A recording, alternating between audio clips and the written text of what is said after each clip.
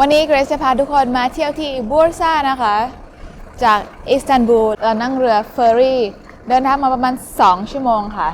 นั่งข้ามทะเลมาแล้วตอนนี้เราอยู่ถึงที่เมืองบูร์ซาแล้วเราจะไปดูกันว่าเมืองบูร์ซามีอะไรน่าดูบ้างเกรซจะพักที่บูร์ซาคืนหนึ่งนะคะแล้วพรุ่งนี้เกรซจะพาทุกคนขึ้นไปภูเขาที่คนตุรกีแล้วก็คนต่างชาติชอบมาเที่ยวแล้วก็มาเล่นสกีกันแต่ว่าไม่รู้ว่าจะมีโอกาสได้เล่นสกีหรือเปล่าเพราะว่าเกรซเตรียมเสื้อผ้ามาไม่พร้อม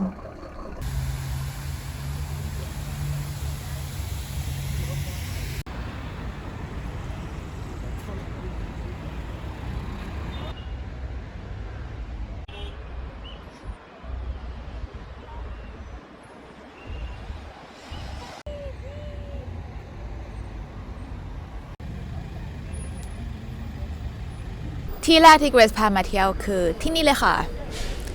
โทพาฮาเนอ่านผิดหรือเปล่าโทพาเนพาร์คนะคะเป็นเหมือนกับจุดที่มีร้านกาแฟเยอะๆจุดที่มีคนมากินข้าวมีนักท่องเที่ยวเดินมาเพราะว่าเป็นจุดชมวิวค่ะเดี๋ยวเกรซจะพาไปนะคะณจุดนี้เราสามารถเห็นเมืองบูร์ซาได้แบบไปไกลเลยค่ะ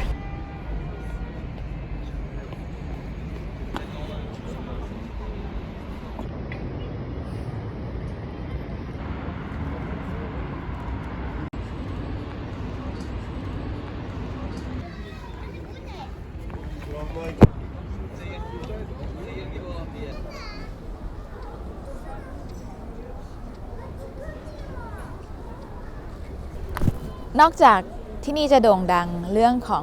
วิวของทั้งเมืองที่สวยงามแล้วก็ยังโด่งดังเรื่องของหอนาฬิกาค่ะที่อยู่ด้านหลังเกรซนี้ไม่ใช่หอที่สูงมากไม่ได้ใหญ่มากแต่ว่าตอนกลางคืนถ้ามาเที่ยวตอนกลางคืนแล้วจะเห็นว่ามีแสงสวยงามแล้วก็มองเห็นได้จากไกลแล้วก็ถ้าดูขวามือของเกรซนี้จะเห็นว่ามีปืนใหญ่ด้วยปืนใหญ่ที่เขาใช้ในการสู้รบเมื่อก่อนเพราะว่าอีกอย่างหนึ่งที่สำคัญของโทพาเนพาก็คือมีหลุมฝังศพของฮีโร่ในสงครามค่ะ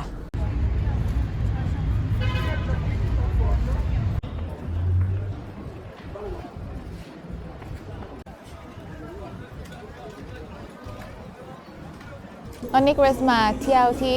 มัสยิดที่ชื่อว่าอูลูนะคะคือว่าภาษาตุรกีเขาเรียกว่าอูลูจันเบียร์ทาเนชัยลิฟเฟนพิจิตรนะคะเกรซกำลังสั่งชาอยู่ค่ะมีคนมามองหน้าว่าเฮ้ยทำไมนั่งตรงกับอีทมีในภาษาตุรกีเขาเรียกว่าจามิแล้วก็ที่นี่เป็นมัสยิดที่โด่งดังมากเพราะว่าทุกคนที่นี่บอกว่าถ้ามาบูร์ซาต้องมาเที่ยวที่มัสยิดนี้ที่อยู่ใจกลางเมืองแล้วก็เป็นมัสยิดที่ใหญ่มากเพราะว่ามีโดมที่เป็นแบบนี้นะคะ20 โดมแล้วก็มีคนเยอะมากมีคนที่มาเพื่อที่จะมานมัสการเข้ามาไหว้พระเจ้าตรงนี้นะคะแล้วก็มีนักท่องเที่ยวที่เข้ามาเหมือนกับที่เกรซเข้ามานั่นตรงนี้แล้วก็ในนี้ก็จะมีเหมือนกับมีชามีซาเล็บแล้วก็มี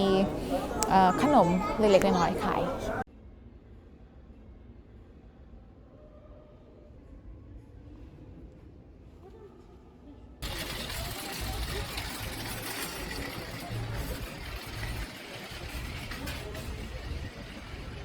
ตอนนี้เกรซกำลังต่อแถวเพื่อที่จะขึ้นไปบนภูเขาอูลูดานะคะแถวยาวมากนี่ขนาดเรามาเช้าแล้วนะเกรซคิดว่ามาเช้าเพื่อที่จะ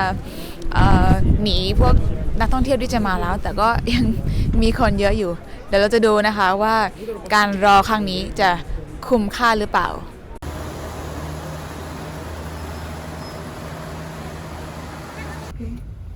Biz oturmayacağız. Onun kamerası daha iyi. ตอนนี้เกรซกำลังนั่งกระเช้าลอยฟ้าขึ้นมานะคะกำลังขึ้นมาบนภูเขาอากาศข้างนอกค่อนข้างหนาวแต่ว่าในกระเช้านี้ก็หนาวน้อยลงนิดหน่อยค่ะแต่ว่าไม่เป็นไรเราจะขึ้นไปดูกันว่ามีกิจกรรมอะไร ต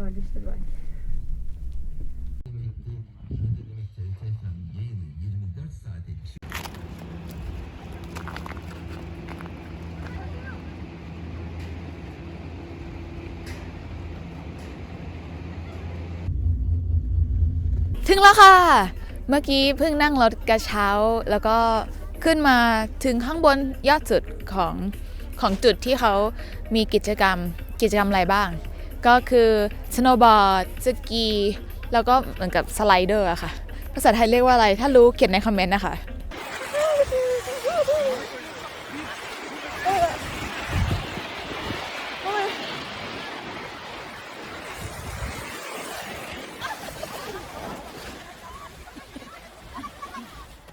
ตอนนี้เกรซไม่ได้เตรียมอะไรมาเลยค่ะ ไม่พร้อม เสื้อผ้าก็ไม่หนาพอรู้สึกหนาวนิดนึง แต่ว่าไม่เป็นไรเกรซจะเสียสละเสื้อตัวหนึ่งเอามาใช้เป็นสไลเดอร์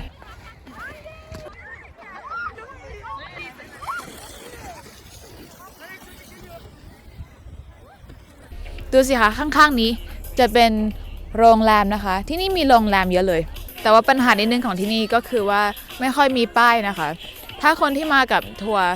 ก็สบายหน่อยเพราะว่าจะมีรถมารับ หรือว่ารู้ว่าต้องไปที่ไหนต่อ แต่ว่าพอดีว่าเกรซมาเที่ยวคนเดียวไม่มีทัวร์ไกด์ก็เลยเหมือนกับรู้สึกหลงนิดนึงอะค่ะไม่รู้ว่าจะไปที่ไหนดี ไม่รู้ว่าทำอะไรต่อดี